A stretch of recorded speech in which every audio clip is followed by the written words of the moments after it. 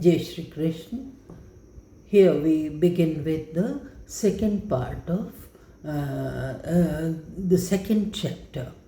अध्याय 2 को हमने 2 भागों में विभाजित किया था, सांख्य योग और कर्म योग। तो आज हम कर्म योग लेंगे। 40वें श्लोक से शुरू करेंगे।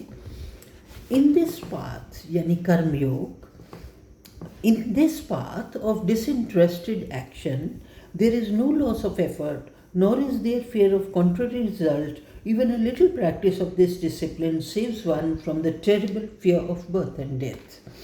तो ये जो कर्म योग का मार्ग है, the path of disinterested action, बिना फल की कामना के, रिजल्ट की बिना सोचे हुए अपनी ड्यूटी करना।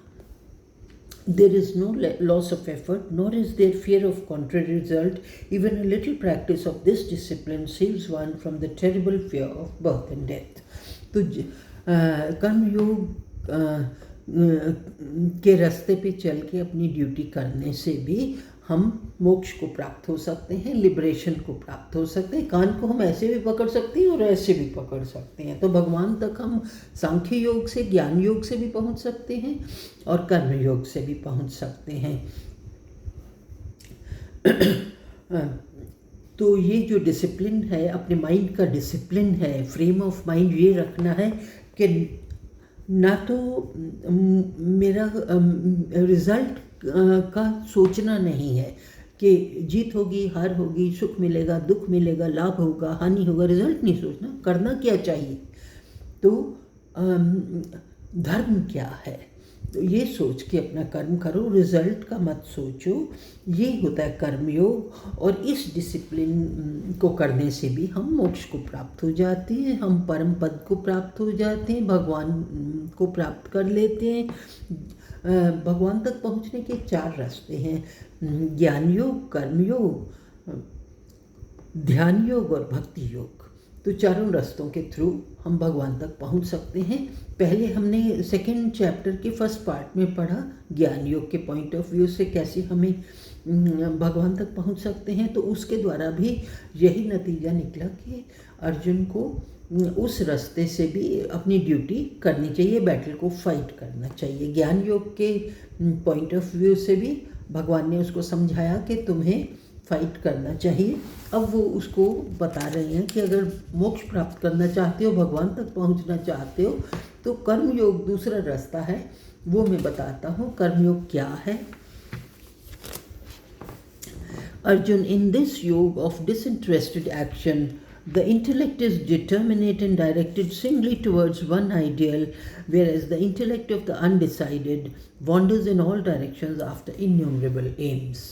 तो ये जो कर्म योग है, इसमें हमारा माइंड सिंगल पॉइंटेड होता है, डिटर्मिन्ड होता है और सिंगल पॉइंटेड होता है। जबकि जो अज्ञानी पुरुष हैं, उनका मन कई दिशाओं में भागता है कि यदि मैं ये यज्ञ कर लूँगा तो ये फल मिलेगा, ये यज्ञ कर लूँगा तो ये फल मिलेगा, ये हवन कर लूँगा तो स्त्री मिलेगी, ये यज्ञ करूँगा तो पुत्र मिलेगा, और ये पूजा कर लूँगा तो घर मिलेगा, और ये पूजा कर लूँगा तो धन मिलेगा। तो इस तरह से लोग फल की कामना से उनका माइंड कई डायरेक्शंस में भ्रमित हो जाता है। तो जो फल की कामना से काम करते हैं, उनका मन जो है कई डायरेक्शंस में वॉन्डर करता है, भ्रमित होता है। और जबकि जो अपनी ड्यूटी समझ के फाइट करते हैं, उनका माइंड जो अपना धर्म बिना रिजल्ट का सोचे करते हैं, उनका माइंड सिंगल पॉइंटेड और डिटरमिन्ड होता है। Arjun, those who are full of worldly desires and devoted to the letter of the Vedas, who look upon heaven as the supreme goal and argue that there is nothing beyond heaven, are unwise. They utter flowery speech, recommending many rituals of various kinds for the attainment of pleasure and power, with rebirth as their fruit. Those whose minds are carried away by such words and who are deeply attached to pleasure and worldly power cannot attain the determinate intellect concentrated on God. Arjun, जो सांसारिक सुख भोग के इच्छुक लोग हैं, वो वेदों की बातों में मान के और सोचते हैं कि सबसे दुनिया की ऊंची चीज़ है स्वर्गों के सुख मिलना, तो वो भिन्न भिन्न तरह के कर्म करते हैं, वो अज्ञानी हैं actually. Arjun, those who are full of worldly desires, जो सांसारिक इच्छाओं कामनाओं के पीछे, सुखों के पीछे भागते हैं, and devoted to the letter of the Vedas, और जो वेदों का अध्ययन करते हैं, who look upon heaven as the supreme goal. वेदों ने यही डिस्क्राइब किया, ये सुख पाने के लिए ये कर्म करो, ये सुख पाने के लिए ये हवन करो, ये सुख पाने के लिए ये उपवास करो, और ये कर्म करने से तुम्हें स्वर्गों के सुख मिलेंगे। तो who look upon heaven as the supreme goal and argue that there is nothing beyond heaven. तो जो लोग सोचते हैं कि स्वर्ग के बियॉन्ड कुछ नहीं है, वो अनवाइज हैं, क्योंकि जो कामना से कर्म करते हैं वो सुख भोगने के बाद दोबारा जन्म मृत्यु के चक्कर में पड़ जाते हैं। वो ज्ञान नहीं जानते, वो ज्ञानी पुरुष नहीं है। जो स्वर्ग को अपना अल्टीमेट गोल समझते हैं, वो ज्ञानी नहीं हैं। They utter flowery speech recommending many rituals of various kinds for the attainment of pleasure and power with rebirth as their fruit. तो वो क्या करते हैं, वो खूब अच्छी अच्छी भाषा में वेदों ने डिस्क्राइब किया है कि ये पुत्र का मेष्टि यज्ञ करो तो पुत्र की प्राप्ति होगी, और इस तरह घर की प्राप्ति होगी, धन की प्राप्ति होगी, स्त्री की प्राप्ति होगी, ये कर्म करने से। तो वो लोग उन कर्मों को करते हुए, उन सुखों को पाते हुए, और फिर वो स्वर्गों के सुखों को पाते हैं, और फिर पुनर्जन्म में गिर जाते हैं। Those whose minds are carried away by such words, जिनका मन इन चीज़ों से भ्रमित हो जाता है, and who are deeply attached to pleasure and worldly power, और जो कि बहुत मोहित हैं सांसारिक सुख भोगों के, cannot attain the determinate intellect concentrated on God। तो वो उनकी बुद्धि जो है अविचल नहीं हो पाती, भगवान पे स्थिर नहीं हो पाती। Arjun, the Vedas thus deal with the evolutes of the three gunas, with worldly enjoyments and the means of attaining such enjoyments. Be thou indifferent to these enjoyments and their means, rising above pairs of opposites like pleasure and pain, etc., established in the eternal existence, absolutely unconcerned about the fulfillment of wants and the preservation of what has been already attained, and self-controlled. तो अर्जुन, वेद जो है इस त्रिगुणमयी प्रकृति के विषय में ही सब कुछ बताते हैं, यानी सांसारिक सुख और उन सुखों को पाने की तरीके वेद उनको डिस्क्राइब करते हैं। वो इस त्रिगुणमयी माया के बारे में ही डिस्क्राइब करते हैं। ये माया जो है, संसार जो है, वो त्रिगुणात्मक है, यानी सात्विक, राजसिक, तामसिक, त्रिगुणमयी माया है इस संसार में। और वेद जो है सिर्फ सांसारिक सुखों को पाने के तरीके बताते हैं। Be thou indifferent to this enjoyments and the means, तुम इन चीज़ों से ऊपर हो जाओ, तुम भौतिक जगत से ऊपर हो जाओ और मोक्ष के लिए सोचो, स्वर्ग के लिए नहीं। स्वर्ग के सुख भोगने के बाद हम पुनर्जन्म में फिर आ जाते हैं, सांसारिक दुख यातनाओं के थ्रू गुजरते हैं, फिर मृत्यु को प्राप्त हो जाते हैं, फिर पुनर्जन्म और फिर सांसारिक कष्ट। ये संसार दुखों का घर है, और भगवान बुद्ध ने भी कहा है कि दुखों का कारण हमारी तृष्णाएं हैं, हमारी इच्छाएं हैं, और कभी समाप्त ना होने वाली इच्छाएं हैं। ये संसार दुखों का घर है। तो तुम इन सुख भोगों से, सांसारिक भौतिक सुखों से ऊपर उठ जाओ, rising above the pairs of opposites like pleasure and pain etcetera, और द्वंद्वों में सम होने की मनस्थिति बनाओ। Established in the eternal existence, भगवान में ध्यान लगा के, absolutely unconcern about the fulfilment of wants and the preservation of what has been already attained and self controlled. और पहले तो हम सांसारिक सुख की कामना करते हैं, और फिर उन भोगों को जोड़ते हैं, और फिर जो है उसी में हम अपना जीवन लगा देते हैं। तो किसी ने कहा है कि we came with nothing, we hold everything, and then we go with nothing. तो यानी हम सब उपार्जन करते हैं, इकट्ठा करते हैं, जोड़ते हैं और फिर सब कुछ त्याग के चले जाते हैं। तो ये जीवन के संघर्ष किस काम का? तो उसने कहा कि तुम सुख दुख लाभ हानि जय पराजय सब द्वंद्वों में सम होके ईश्वर का ध्यान लगाओ और सांसारिक सुख भोगों को फुलफिल करने की दौड़ में मत पड़ो, और जो संसार में तुम्हारे सुख भोग हैं उनको प्रिजर्व करके रखने की भी भावना नहीं होनी चाहिए। जैसे जैनियों में एक चीज़ होती है अपरिग्रह, यानी वो जोड़ के नहीं रखते हैं। वो जो कमाते हैं उसको मतलब अपने आसपास जितना हो सकता है सबसे शेयर करते हैं। तो preservation of what has been already attained and self control, और आत्मा में संयम रखो, यानी इंद्रियों को कंट्रोल में करो, मन को कंट्रोल में करो, बुद्धि को कंट्रोल में करो और मन को भगवान में लगाओ। सेल्फ कंट्रोल हो, संयम रखो और भगवान का ध्यान लगाओ, और सांसारिक वस्तुओं को अर्जन करना, फिर उनको इकट्ठा करना, ये भाव मत रखो। अ ब्राह्मण हु हैज़ ऑब्टेन्ड एनलाइटनमेंट, एक ब्राह्मण जो जिसको ज्ञान प्राप्त हो गया है, has as much use for all the Vedas as one standing at the brink of a sheet of water overflowing on all sides has for a small reservoir of water. तो एक व्यक्ति जो ओशन के पास खड़ा हुआ है, जो इतना अपने आप में परिपूर्ण है, भरपूर है, तो एक ब्राह्मण जिसको ज्ञान प्राप्त हो गया है उसके लिए वेद क्या वैल्यू रखते हैं? उसके लिए वेद ऐसी वैल्यू रखते हैं जैसे कि एक व्यक्ति जो समुद्र के किनारे खड़ा है, उसको एक छोटे से तालाब की क्या ज़रूरत है? तो ये भगवान को पहुंचने का मतलब है हम बहुत बड़े ओशन के किनारे पे हम खड़े हैं। तो हमें वेद जहाँ के सांसारिक सुख भोगों के तौर तरीके बताए हैं, त्रिगुण में माया के जंजाल में फंसा लेते हैं उसको, और जो ओशन ऑफ वाटर है जो भगवान है वो तो हमें मोक्ष का रास्ता दिखाते हैं। द्वंद्वों में सम हो के मन इस जीवन को जीना है, जीवन का संघर्ष करना है, अपनी ड्यूटी परफॉर्म करनी है और फिर मोक्ष को प्राप्त होना है। वो हमारा गोल होना चाहिए। हमें ये आसपास देखकर कंफ्यूज नहीं होना चाहिए। Your right is to work only, but never to the fruit thereof. Do not be the cause of fruit. Let not the fruit of action be your object, nor let your attachment be to inaction. तो ये गीता का सार है, ये कर्म योग का सार है।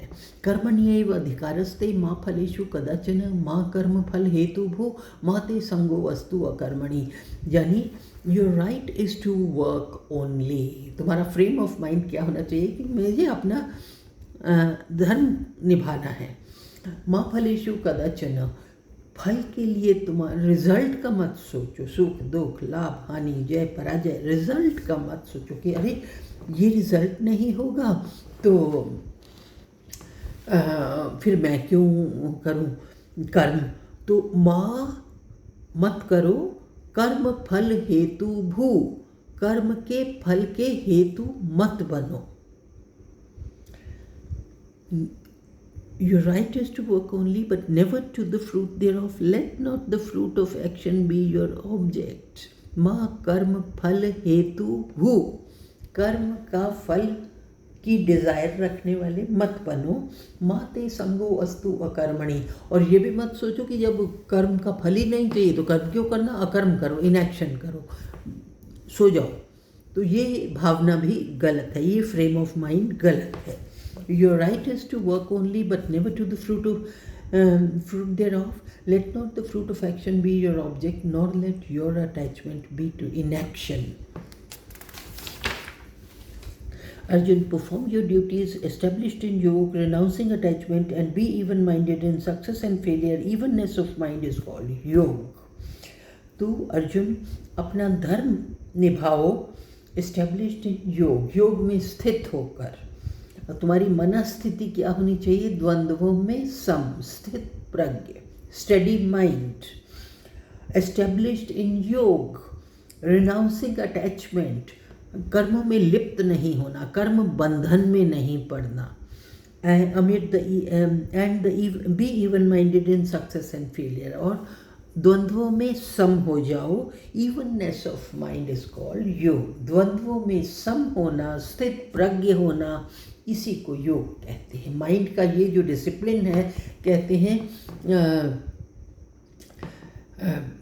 करत करत अभ्यास के जड़मति होत सुजान, रसरी आवत जाते सिल पर परत निशान। तो जैसे रस्सी का निशान पत्थर पे बन जाता है निरंतर अभ्यास करने से, इसी तरह मन के जो घोड़े दौड़ते हैं डिफरेंट डायरेक्शंस में, उनको निरंतर अभ्यास से काबू करना है। और इंद्रियां अर्थों में विचर रही हैं, मन के घोड़ों को काबू करना है, माइंड को स्टडी बनाना है, सुख में खुश नहीं होना, दुख में दुखी नहीं होना। और इसे योग कहते हैं, स्थित प्रज्ञ, इसे योग कहते हैं। द्वंद्वों में सम, evenness of mind is called yoga. द्वंद्वों में सम होने को योग कहते हैं। Action is far inferior to this yoga. In the form of equanimity, you do seek refuge in this equipoise of mind, Arjun, for poor and wretched are those who are instrumental in making their actions bear fruit. तो फल की कामना से जो कर्म किया है वो तो बहुत तुच्छ है, बहुत निम्न है। और जो योग in the form of equanimity है, इवननेस ऑफ माइंड है, जो स्थित प्रज्ञ वाली स्थिति है, वो योग बहुत सुपीरियर है। You do seek refuge in this equipoise of mind. तुम इस मन की स्थिति ऐसी बनाओ, तुम अपने मन की स्थिति ऐसी बनाओ कि द्वंद्वों में सम। For poor and wretched are those who are instrumental in making their actions be a fruit. जो अपने कर्मों के फल के कामना करते हैं वो बड़े तुच्छ हैं, उनकी सोच बड़ी छोटी है, क्योंकि उन्हें फल का कर्म का फल मिलेगा और वो फल भोगने के बाद फिर वो बैक टू स्क्वायर वन हो जाएंगे, जन्म मृत्यु के साइकिल में पड़ेंगे, फिर दुख भोगना, संसारिक यातनाएं भोगना। जबकि जो इक्विपॉइज ऑफ माइंड है वो परमात्मा का ध्यान लगा के काम करता है, ईश्वर का ध्यान लगाता है और वो लिबरेशन को प्राप्त हो जाता है, मोक्ष को प्राप्त हो जाता है। Endowed with equanimity, one sheds in this life both good and evil. Therefore, strive for the practice of this yoga of equanimity. Skill in action lies in yoga. So, इस तरह स्थित प्रज्ञ वाली भावना वाला डिसिप्लिन अपने माइंड का बना के one sheds in this life both good and evil. तो अच्छा बुरा हम इस संसार में ही त्याग देते हैं। Therefore, strive for the practice of this yoga of equanimity. तो तुम इस अपने माइंड को डिसिप्लिन करो, इस योग ऑफ इक्वानिमिटी में स्थित प्रज्ञ बनने में अपने माइंड को डिसिप्लिन करो निरंतर अभ्यास से। Skill in action lies in योग। यही कर्म की कुशलता है, कर्म की यही स्किल है, यही कर्म की स्किल है कि स्थित प्रज्ञ वाला योग करना, अपने माइंड का डिसिप्लिन करना, इसी को योग कहते हैं। यही कार्य कुशलता है। For wise men possessing equipoise of mind, renouncing the fruit of actions and freed from the shackles of birth, attain the blissful supreme state. क्योंकि जो ज्ञानी पुरुष हैं, जिनका माइंड डिसिप्लिन हो गया है, जो द्वंद्वों में सम हो गए हैं, जिनको इक्विपोइज माइंड जिनका हो गया है, वो फल की कामना से परे हो जाते हैं, फल की कामना को त्याग देते हैं और जन्म मृत्यु के बंधन से मुक्त हो जाते हैं। When your mind will have fully crossed the mire of delusion, you will then grow indifferent to the enjoyments of this world and the next that have been heard of, as well as to those that are yet to be heard of. जब तुम्हारा मन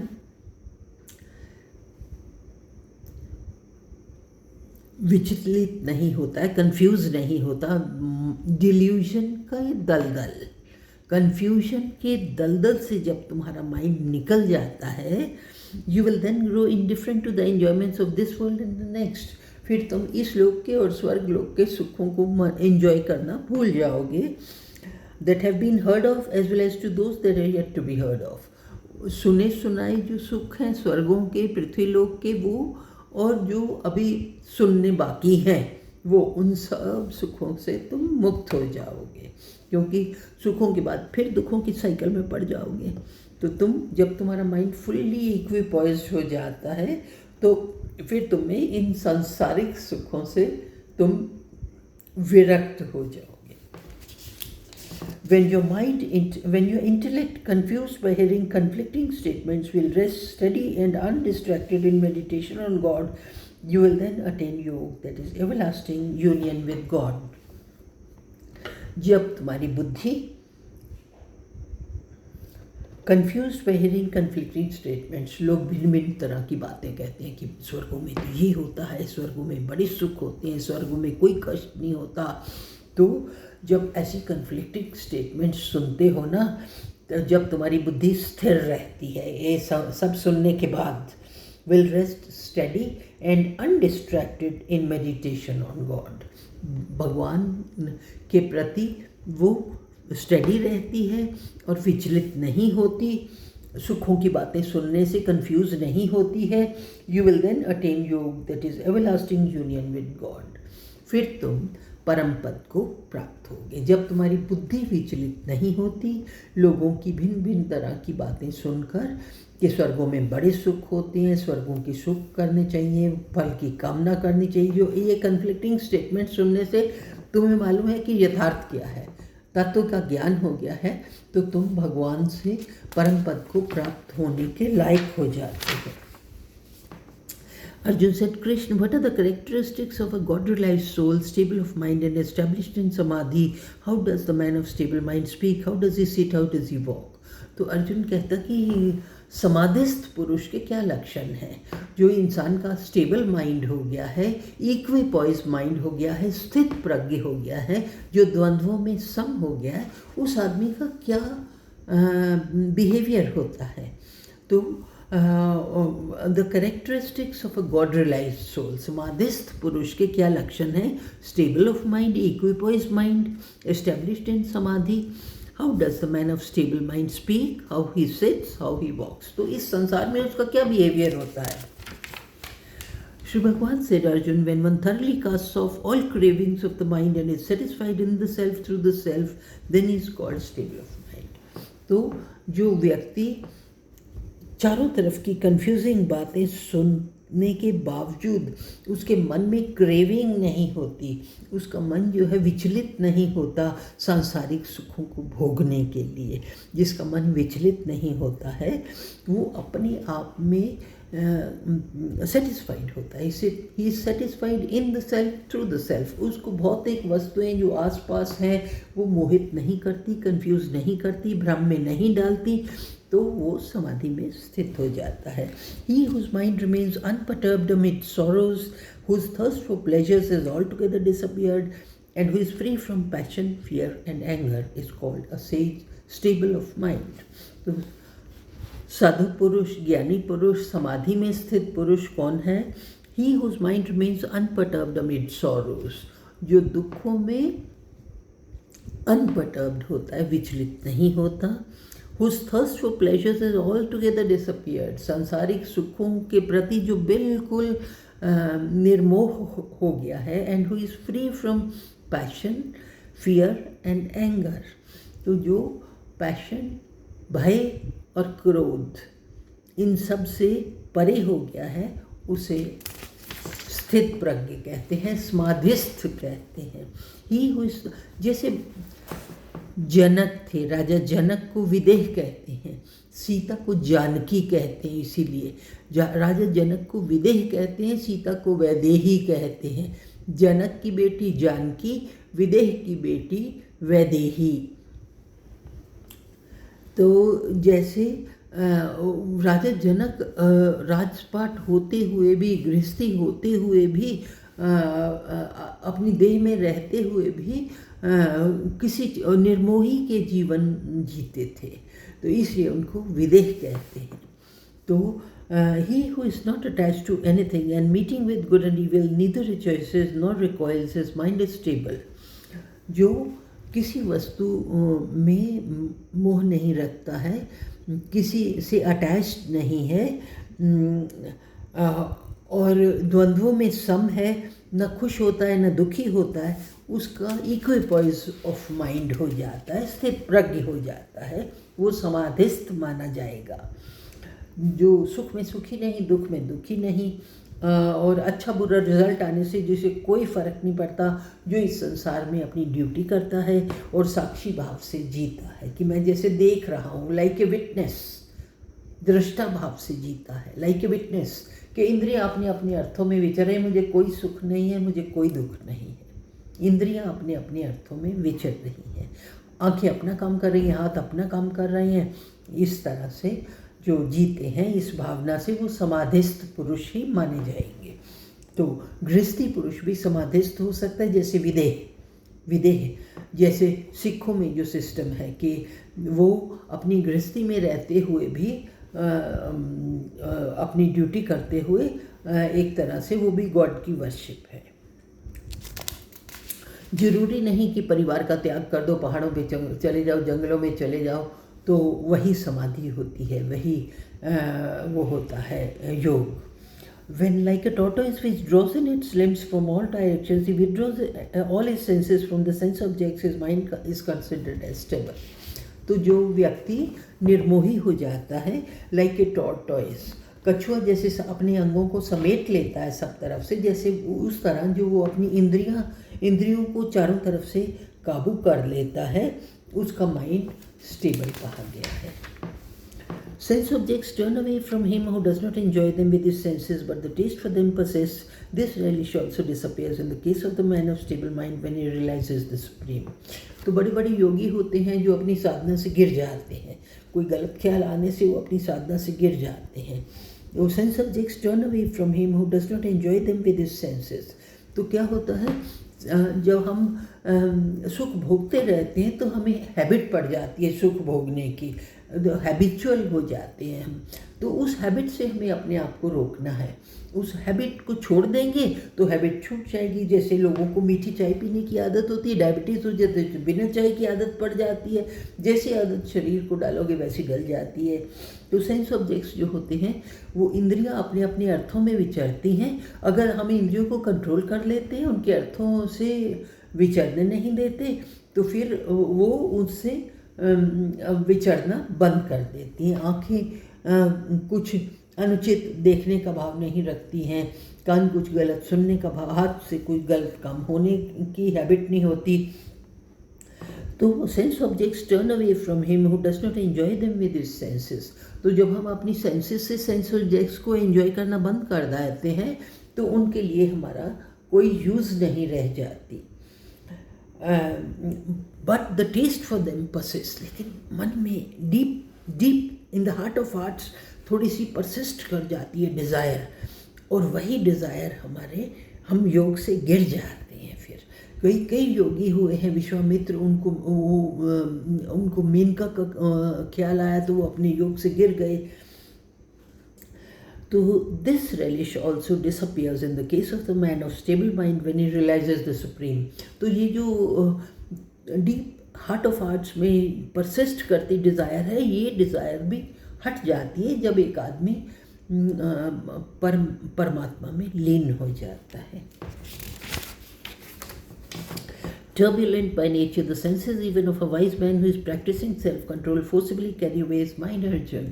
तो जो हमारी इंद्रियां होती हैं ना, वो बहुत टर्बुलेंट होती हैं, वो बहुत तीव्र होती हैं, बहुत तेज़ होती हैं, और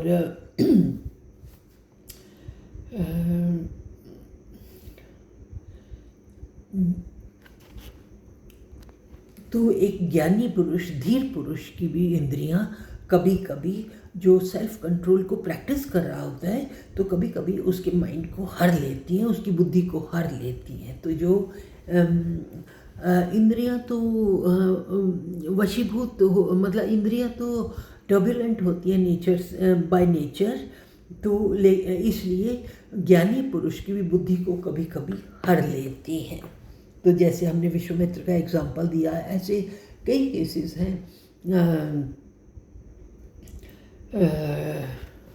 Turbulent by nature, the senses even of a wise man who is practicing self-control forcibly carry away his mind, Arjun. तो हे अर्जुन, जो इंद्रियां होती हैं वो बहुत मथ लेती हैं इंसान की बुद्धि को और हर लेती हैं उसकी बुद्धि को। तो वो जो प्रैक्टिस कर रहा है सेल्फ कंट्रोल को, वो फोर्सिबली जो होता है वो अपने रास्ते से गिर जाता है। Therefore, having controlled all the senses and concentrating his mind, he should sit for meditation, devoting himself heart and soul to me, for he whose senses are under his control is known to have a stable mind. Therefore, अपनी इंद्रियों को control करके, अपने mind को study करके, ज्ञानी पुरुष को मेडिटेशन के लिए बैठना चाहिए और मन और आत्मा को मेरे में लगाना चाहिए। For he whose senses are under his control is known to have a stable mind. तो जिसकी इंद्रियां उसके काबू में हैं वो स्थित प्रज्ञ होता है, इक्विपॉइज्ड ऑफ माइंड होता है, समाधि में स्थित होता है। The man dwelling on sense objects develops attachment for them. From attachment springs up desire, and from desire ensues anger. तो क्या होता है, जो इंसान इंद्रियों के भोग भोगता है उसको उनके प्रति मोह हो जाता है, उसको वो टेस्ट डेवलप हो जाता है, तो उसको हैबिट हो जाती है, तो डेवलप्स अटैचमेंट फॉर देम, तो उसको उसकी हैबिट हो जाती है, वो उसमें अटैच हो जाता है। From attachment springs up desire, और अटैचमेंट होने से, हैबिट होने से हमारे में कामना बनी रहती है। एंड फ्रॉम डिज़ायर एंस्यूज एंगर, और जब वो डिज़ायर पूरी नहीं होती तो एंगर होती, क्रोध आता है। From anger arises infatuation, from delusion, confusion of memory, from confusion of memory, loss of reason, and from loss of reason one goes to complete ruin. तो ये डिज़ायर कैसे काम करती है, इसका मोडस ऑपरेंडी क्या है, तो वो हमें हैबिट को छोड़ना है, जड़ को काटना है। तो हैबिट की वजह से हमें डिज़ायर बनती है, और हैबिट अनफुलफिल्ड हो जाती है तो एंगर हो जाता है, और एंगर से मोह हो जाता है, मोह से मति भ्रम हो जाता है, मति भ्रम होने से जो है रीज़न को छोड़ देता है इंसान, और जब रीज़न नहीं रहता तो संपूर्ण विनाश हो जाता है इंसान का। तो हमें जड़, विनाश की जड़ है रीज़न। यही भगवान बुद्ध ने भी कहा कि ये संसार दुखों का घर है, दुखों का कारण हमारी तृष्णाएं हैं, तृष्णाएं कभी पूरी नहीं होती। दुखों से पार पाना है तो अपनी इच्छाओं को छोड़ना पड़ेगा। तो वही हमें नेशनल मूवमेंट में महात्मा गांधी ने भी यही सिखाया था कि अपनी चादर में पैर पसारो, अपनी जो है ज़्यादा खरीद नहीं सकते तो अपनी इच्छाओं को कम कर लो। इच्छाएं पूरी नहीं करने के पैसे तो अपनी इच्छाओं को कम करो। तो यही भगवान बुद्ध ने कहा, यही महात्मा गांधी ने कहा, यही भगवान कृष्ण का उपदेश है कि डिज़ायर जो जड़ है हमारे विनाश की, तो डिज़ायर की हैबिट से हमें अपने आप को बचाना है। But the self-controlled sadhak who, while enjoying the various sense objects through his senses which are disciplined and free from likes and dislikes, attains placidity of mind. लेकिन जो सेल्फ कंट्रोल्ड साधक है, जिसकी इंद्रियां वश में हैं, जिसका मन बुद्धि सब वश में है, while enjoying the various sense objects through his senses, वो इस जीवन के सब सुख भोगते हुए, which are disciplined and free from likes and dislikes, जो एक संयम भाव से वो सारे सुख भोगते हुए और लाइक्स और डिसलाइक्स से परे होके अटेन्स प्लेसिडिटी ऑफ माइंड, उसका मन संयम में होता है, स्टडी होता है, समाधिस्थ होता है। With the attainment of such placidity of mind all his sorrows come to an end, and the intellect of such a person of tranquil mind, soon withdrawing itself from all sides, becomes firmly established in God. और इस तरह इक्विपॉइज होने पे, प्लेसिडिटी of mind पाने पे, all his sorrows come to an end. जब वो इक्विपॉइज हो गया, सुख दुख में सम हो गया, तो उसके दुख खत्म हो गए। And the intellect of such a person of tranquil mind, और जो इक्विपोइज माइंड वाला इंसान है, उसकी बुद्धि कैसी हो जाती है? Soon withdrawing itself from all sides becomes firmly established in god. उसकी बुद्धि जो है चारों तरफ से कछुए की तरह अपने अंगों को समेट लेती है, इंद्रियों को भी वो फिर उनके अर्थों में विचरने से रोक लेता है, और फिर it becomes firmly established in God. He who has not controlled his mind and senses can have no determinate intellect and nor contemplation. Without contemplation, he can have no peace.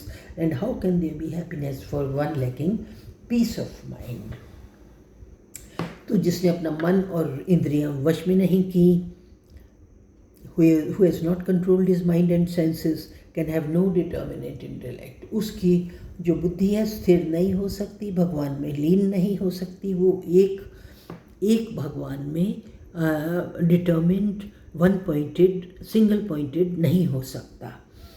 Without contemplation he can have no peace, और जो meditation नहीं कर सकता, बुद्धि को एक जगह स्थिर नहीं कर सकता, भगवान पे स्थिर नहीं कर सकता, उसको शांति कैसे मिलेगी? He can have no peace, and how can there be happiness for one lacking peace of mind? तो जिसके पास शांति नहीं है, उसको सुख कैसे मिलेगा? As the wind carries away a boat upon the waters, even so of the senses moving among sense objects, the one to which the mind is attached takes away his discrimination. जैसे समुद्र में चलती हुई नाव को पानी तेज बहाव में बहा के ले जाता है, इसी तरह इंद्रियों में जिस एक इंद्रिय से मन अटैच्ड होता है, वो उसकी बुद्धि को हर लेती है। काम, क्रोध, मोह, ये 3 नरक के द्वार हैं। हमारी बुद्धि किसी एक द्वार से हमारा विनाश कर देती है। तो इसलिए हमें इन 3 नरक के द्वारों से बचना है, और अपनी सेंसेस को कंट्रोल करना है, माइंड को कंट्रोल करना है, क्योंकि जैसे तेज़ हवा का बहाव नाव को समुद्र पे जो है वो बहा के ले जाता है, इसी तरह इंद्रियों में से जिस एक इंद्रिय के साथ मन अटैच्ड है, वो हमारी बुद्धि को हर लेता है। Therefore, Arjun, he whose senses are completely restrained from their objects is said to have a stable mind. इसलिए अर्जुन, जिसकी इंद्रियां पूरी तरह से उनके अर्थों से काबू की हुई हैं, कंट्रोल की हुई हैं, अर्थों में विचरती नहीं हैं, उसको इक्विपॉइज माइंड कहते हैं, कंट्रोल्ड माइंड कहते हैं, समाधिस्थ कहते हैं। That which is night to all beings in that state of divine knowledge and supreme bliss the God realise yogi keeps awake, and that the ever changing transient worldly happiness in which all beings keep awake is night to the seer. और ज्ञानी पुरुष और आम लोगों में क्या फ़र्क है? आम जो लोग हैं वो तो सांसारिक सुखों में, त्रिगुणमयी माया में अपने आप को बहुत सुखी मानते हैं कि लेकिन ज्ञानी पुरुष के लिए वो रात्रि है। जिस को आम आदमी दिन समझता है, यानी टेम्परेरी, चेंजिंग, वर्ल्डली हैप्पीनेस, इसमें आम लोग जीते हैं। टेम्पररी चीज़ों में, वर्ल्डली हैप्पीनेस में, सांसारिक सुखों में, भौतिक सुखों में जो सांसारिक लोग जीते हैं, वो ज्ञानी पुरुष के लिए रात्रि है, और जो आम लोगों के लिए रात्रि है, यानी डिवाइन नॉलेज, भगवान का ज्ञान, और सुप्रीम ब्लेस, परम पद, भगवान का परम पद, इसमें ज्ञानी पुरुष जागता है और आम लोग सोते हैं। ये उनके आम लोगों के लिए रात्रि है, और जिसमें आम लोगों का दिन है, वो ज्ञानी पुरुष के लिए रात्रि है।